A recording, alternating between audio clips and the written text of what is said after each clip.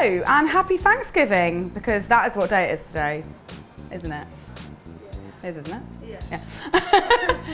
Well, happy Thanksgiving. Today I am making a really tasty tart, and this is a really good example of knowing lots of different things and then just kind of combining them in different ways to make a new thing. So for example, this tart is, I've probably made every single element of it before a million times in all my videos, but you've never seen them together in this way before. So this is a great example of trusting your imagination. And today's tart is going to be a chocolate and salted caramel tart with an Italian meringue topping, and I can't wait to make it and to eat it. So the first part of my tart is, of course, the pastry case. And this is, I've actually done a whole recipe on short crust pastry. So I've got the chocolate version here, a whole batch, which I've actually made yesterday and had chilling in the fridge, so it's nice and relaxed. So it's really important to relax the gluten in your pastry, otherwise it has a real tendency to shrink when you bake it. So I've got one batch of chocolate pastry here, and I'm going to start by rolling it out. So when you do that, make sure your counter is nice and floured. And you want to get yourself a rolling pin, and preferably a nice big rolling pin. Now, we thought we had a big rolling pin here at the shop, but it turns out we've only got a small one. So, but ideally you would have a nice big rolling pin. Roll your pastry out into a nice disc, and the disc needs to be about 2 inches bigger than the circumference.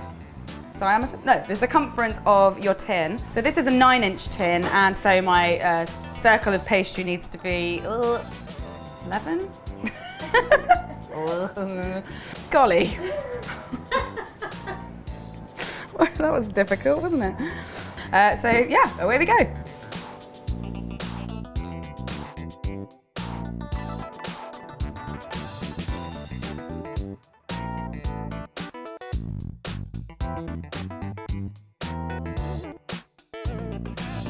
So I've rolled out my pastry. Obviously, with this being such a tiny rolling pin, I'm probably not going to be able to use it to flip over and use to roll into my tart tin, which is what I normally do. So I'm actually just going to cut a small amount of the excess off so it's not so heavy and isn't as likely to break. Now, I'm using a non-stick tart tin, and I find that I don't ever need to grease that before I put my pastry in, because also the pastry has quite a lot of flour on the bottom, which is going to help it to not stick. Can't even string a sentence together today.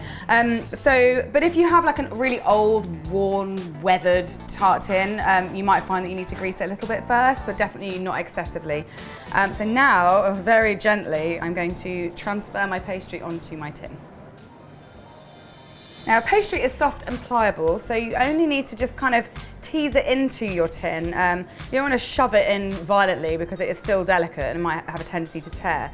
But what you want is to just gently ease it in, trying not to fold it over too much, and so that it hits all the corners and the sides. And I like to use the side of my finger as well, just to press gently into the corners, just to make sure that all the corners have pastry in them. So I'm going to leave the excess just flopped over the edges of the tin like this, because pastry does have a tendency to shrink.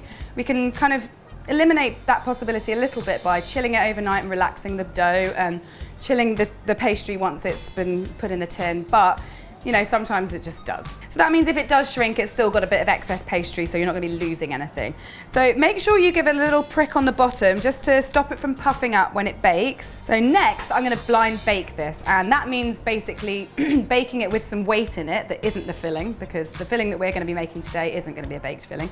You're probably wondering why I got like what appears to just be rubbish on the table. This is not rubbish. This is a very technical thing I spent ages on.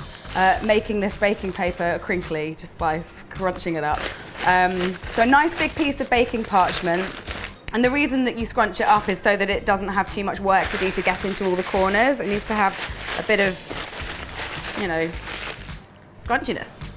So I'm going to pop that onto my pastry and then work it into the corners and then fill that with rice to weigh the pastry down. And now with that weighed down, I'm just going to, just for ease of carrying, pop it onto a baking sheet and just put that in the fridge for at least half an hour to an hour, just to chill down and again minimize the shrinkage. Okay, so that's been chilling now for about half an hour. So now I'm going to bake this, and I'm going to bake it at 170. The first round is going to be for 25 to 30 minutes, and when that's up, I'm going to take the rice out and give it an egg wash, just all over the base and up the sides, just so that it seals everything, and then put it back into the oven for another 12 to 15 minutes until it's completely cooked through. So the next bit I'm going to make is the salted caramel topping, and this is loosely based on my original salted caramel recipe, which you can absolutely use. This one is slightly different in that it just has a little bit less cream and a tiny bit of butter, which is just going to help it to be a little bit more kind of firm. But essentially it's the same thing. So I'm going to start with 200 grams of caster sugar and 100 milliliters of water in a saucepan, and make sure you have a nice heavy-based saucepan and one that isn't too small for the purpose. This is just about on the edge, guys. And I'm going to put that onto a medium heat until it starts to bubble.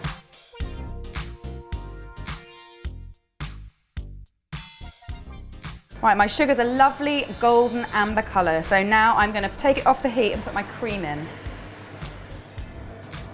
Also, my cream had a little bit of vanilla extract in there, just forgot to mention it.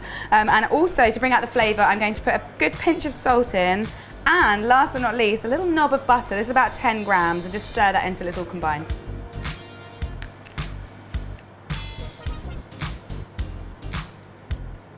So that's just going to be left to cool down for a little bit while I make the other filling, which is basically a whipped chocolate ganache, which is going to be kind of like a truffly mousse.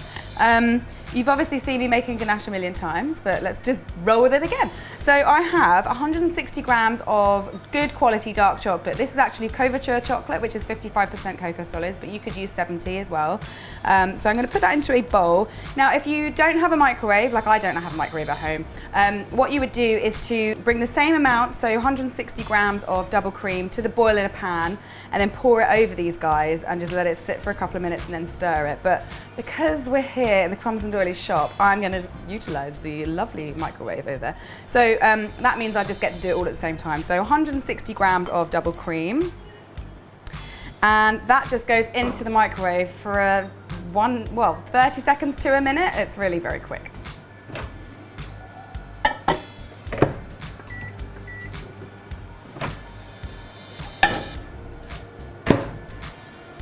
So this has had 45 seconds, and I'm just going to now stir it all together. The chocolate will have melted and the cream will be nice and warm, so it should come together quite easily.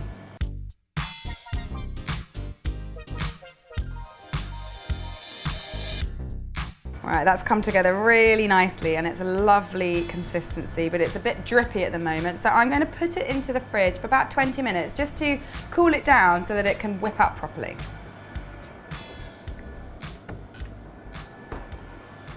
That was the freezer.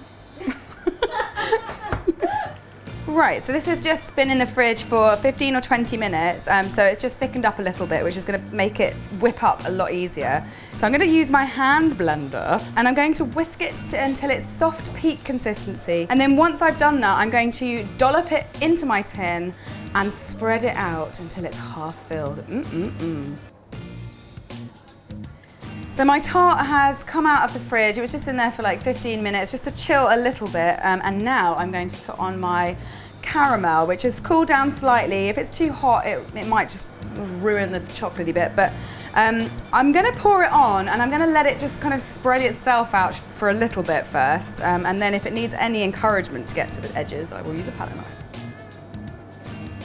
If you find that your palette knife is sticking to the caramel and kind of dragging it off, then grease your palette knife. That will really, really help. But I think that I have filled my tart now with all this delicious caramel, so I'm just going to put that in the fridge to set before I finish it off.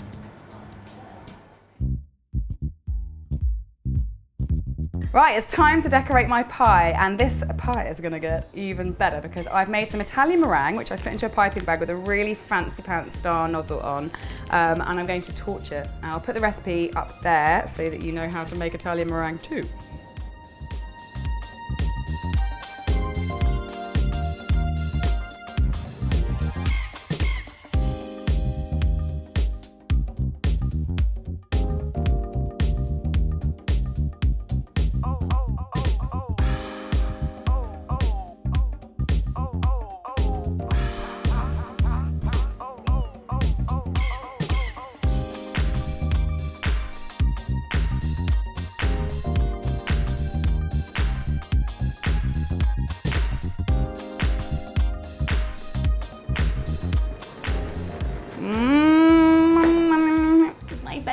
thing ever to blowtorch stuff. I'm just going to finish it off now with a little bit of glitz and glamour, and then this pie is ready to be eaten by me.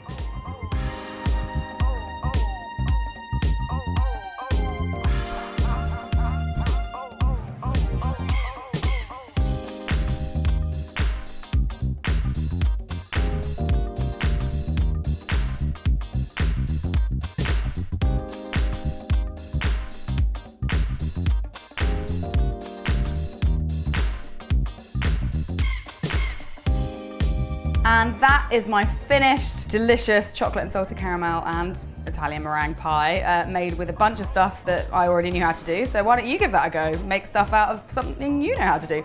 And give this a go. Make sure you take a picture, put it on your Instagram feed using the hashtag CupcakeJemma. And I will be back next week with another recipe. Until then, I'm gonna have to get through this pie, but I'm not sure I can make it on my own. Help me! Oh, kitty! Bye, guys. Bye.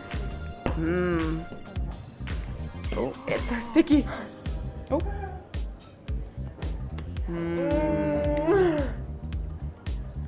So good. You missed your opportunity, Dame Pemberton. Oh, that's so nice.